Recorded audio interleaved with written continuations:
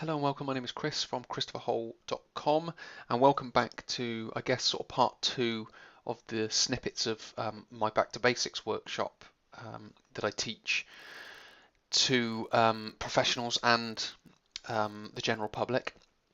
And in this video, we're going to be looking at low back pain specifically and sort of some of its injury mechanisms and what's causing it, not only sort of by definition, but also by sort of like practicality. And what is it, if you go in a gym, what is it that you do or that you can do that can help contribute towards low back problems or low back pain, back spasms, disc herniation, so on and so forth. So first of all, I'll start with back spasm. And what that is, it's a back strain that results from poor posture, improper lifting, or unaccustomed use of these supporting muscles. And that's that's a definition of what a back spasm is. So what that's basically saying, which relates back to video number 1 that I did on the over-exercising model, which is basically doing too much and not very well. So doing a high quantity of exercise but a poor quality of it. So poor posture. Now again, that could be everyday life. You could have poor posture in everyday life. But when people go in the gym, that's when they do have, or when they will use poor postures. Now that's just not the standing up static posture, but that's the posture in different exercises as well, and dynamic posture. So as you move through exercises. So any sort of poor posture puts a strain on the supporting muscles. Also, improper lifting. So when we see people lifting in the gym, that could be lifting from the floor, it could be lifting weights in front of you, it could be pushing them away from you, it could be pulling them towards you, whatever it may be. But if we see poor posture and improper lifting, that's putting unaccustomed strain on all the supporting muscles, which will result in a back spasm. Because again, the back spasm isn't necessarily there to create tight muscles. It's there to support something that isn't very strong, and that's why the muscles go tight, because they're there. The tight muscles are there to support something that is vulnerable, which is why it all locks up. So what we want to do is we want to start using better posture, better lifting technique, and use the supporting muscles correctly, which goes back to video number 1 of having a better quality of exercise, and not only in sort of the biomechanical sense, in moving properly, but also the right quantity of it. So not doing too much of it and not creating all these micro traumas that I talked about. If we then move on to the disc bulge and herniation, what we have here, the damaging mechanism. Now this again is really important, and will hopefully highlight some exercises that create this. So the damaging mechanism leading to herniation or prolapse is repeated lumbar flexion requiring only a very modest compressive loads.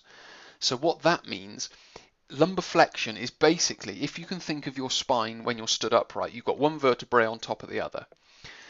Now when you bend forward from your spine, that's known as lumbar flexion. So anytime you bend forward and flex your spine, that's creating what could be described a micro trauma in the disc, and it's moving you towards a disc bulge and herniation.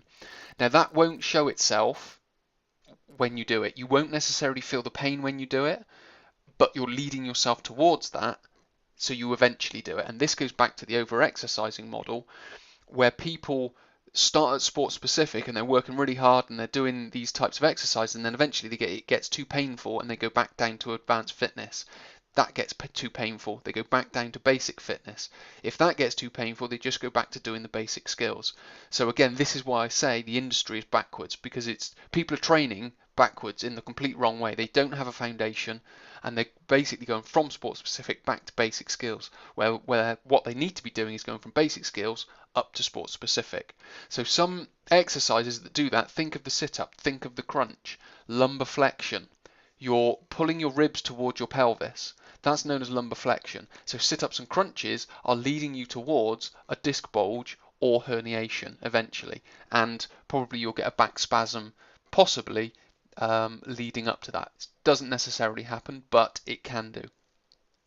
Other exercises, lifting from the floor incorrectly. If you bend your spine when you're lifting from the floor, if you squat and you bend your spine, if your hips tuck underneath. So you've got all these exercises. Now I see this every single day in the gym by multiple people who are using the gym. Now I don't just work in one gym. I've worked in, you know, a few gyms in Bristol, but I've also worked in a few gyms around the country as well. London, Birmingham, Manchester, where else have I been? Southampton. So it's not just happening in the one gym that I work at. It's happening throughout throughout the country, and you can see this. You can just go on YouTube and watch people do a deadlift, and I've seen it in magazine articles. People telling you how to do a deadlift, and you'll look at the picture, and the technique's completely wrong. So what they're saying in the description is completely different to what they're doing in the picture. So it's happening. It's throughout the industry, which is why I say the industry is backwards, because it's built on incorrect movement, doing too much in the wrong way, basically. And what needs to happen is people need to learn about moving the body rather than doing exercise, because moving the body correctly is the prerequisite to exercise. If people can't move the body correctly, in all honesty, they really shouldn't be doing exercise, because they haven't earned that right, if that makes sense. If you can move the body properly, you're in a much better and safer position to be able then to go and do this higher intense exercise. And I don't mean literally going and blitzing high intense. I mean a higher intense than just moving around in daily life. Because if your body can't cope with moving around in daily life, how is it going to cope with doing exercise at a higher intensity in the gym? And this is what we're seeing. We're seeing people with poor movement, with stiff joints, with tight joints, and the reason that's there is because they can't move and do exercise properly. They're either doing it poorly biomechanically, or they're doing it poorly because they're doing too much too soon, and they're swinging in volatility from sitting stationary all the way up to high intensity exercises, be it running, sit-ups, weights, whatever it may be.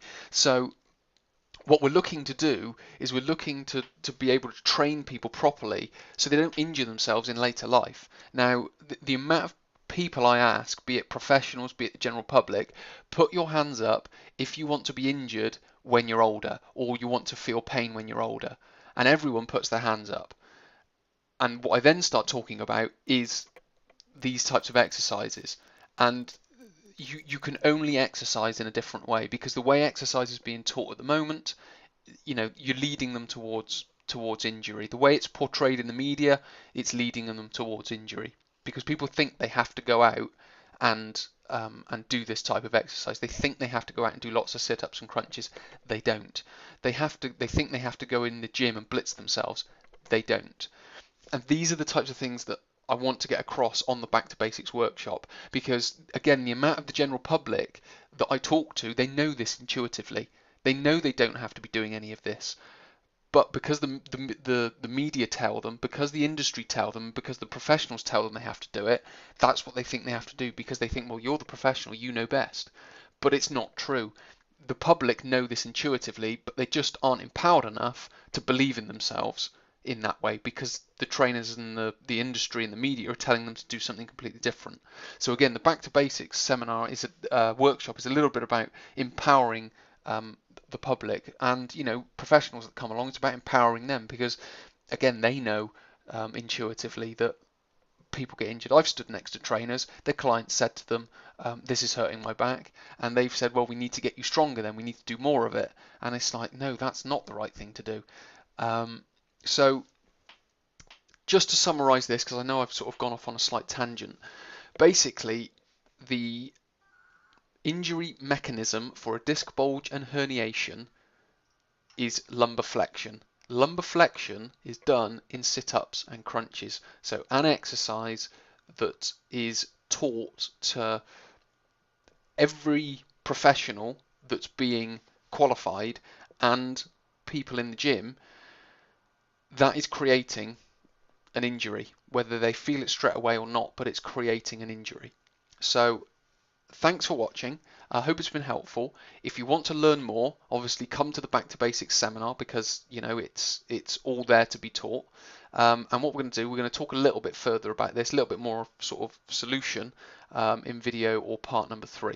So many thanks for watching. I'll speak to you soon.